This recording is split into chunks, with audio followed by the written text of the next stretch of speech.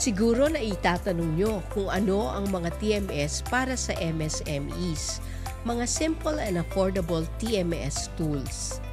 Ang Micro, Small and Medium Enterprises or MSMEs ang backbone ng ekonomiya ng Pilipinas. Pero madalas ay may problema sa logistics tulad ng mataas na gastos, hindi efficient na delivery routes at kakulangan sa visibility. Ano-ano ang mga benepisyo ng TMS sa MSMEs? Una, cost savings.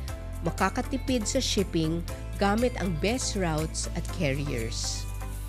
Next, mas mabilis na delivery, mas maayos ang delivery scheduling. Tungkol naman sa inventory management, mas maayos din ang tracking ng stock levels.